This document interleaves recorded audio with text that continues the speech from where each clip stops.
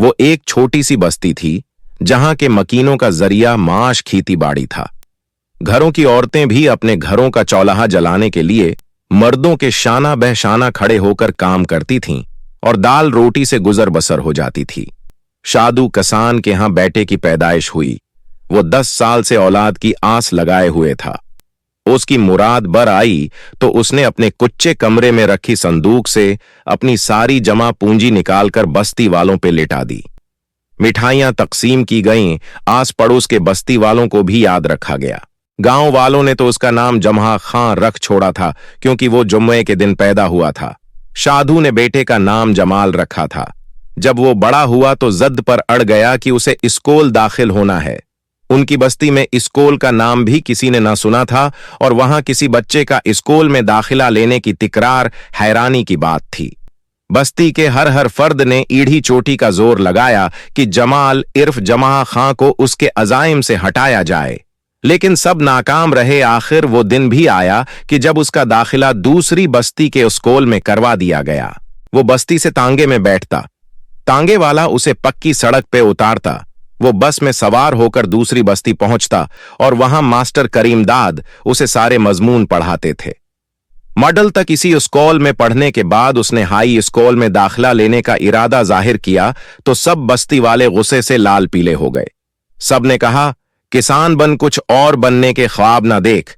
लेकिन जमाल पे तो एक दुहन सवार हो गई थी। शहर में उसने हाई स्कूल में दाखिला भी ले लिया। मीट्रिक में सूबे भर में उसकी तीसरी पोजीशन बनी तो वो और ज्यादा पढ़ाई के मामले में संजीदा हो गया। उसकी अनथक मेहनत और दिल लगाकर पढ़ने का जुनून उसे कॉलेज और कॉलेज से यूनिवर्सिटी तक ले गया।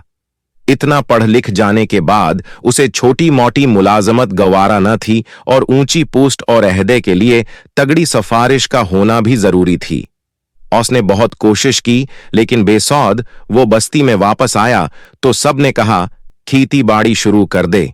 लेकिन वो आमादा न हुआ और बस्ती में ही अपनी मदद आपके तहत परचून की दुकान खोलकर उसे बढ़ाता रहा। देखते ही देखते दुकान एक बड़े जनरल स्टोर की शक्ल अख्तियार कर गई। बस्ती वाले उस पर रश्क करते जमाल खुद भी सेठ बन जाने और कहलाए जाने पर इतराता फिरता। उन्होंने अपना कुचा घरौंदा गिरा दिया, 2 कमरे पक्के बना लिए जिसके आगे बरामदा और 3-4 दरख्त भी थे जिनकी छांव में बैठकर जमाल की मां खुशी से फूले न समाती।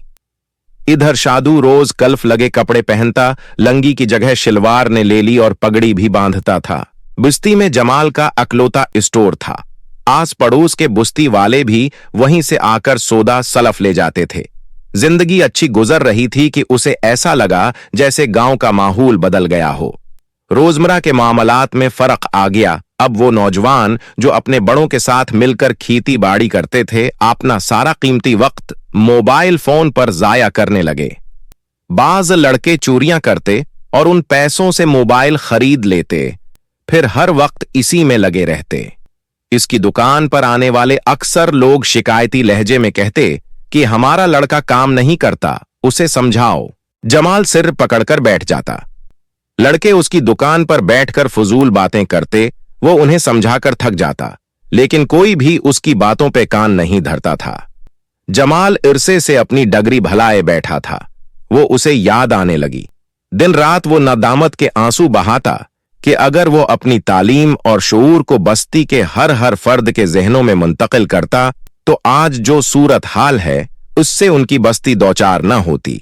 कई सवाल थे जो उसे तंग करते थे और शर्मंदा करते थे। वो अपने इल्म की बुनियाद पे बहुत कुछ कर सकता था। उसने ऐसा क्यों नहीं किया, यही निदामत उसे खुल रही थी। आखिर उसने एक फैसला किया और इस बारे में वालदा को आगाह कर दिया कि अब दुकान उनके हवाले करके बस्ती के मुस्तकबल के मामारों के लिए कुछ करना चाहता है। ये सुनकर उसके वालिद बहुत नाराज हुए और मां की भी यही कैफियत थी, लेकिन जमाल ने उन्हें कायल कर लिया। गांव में स्कूल खुल गया।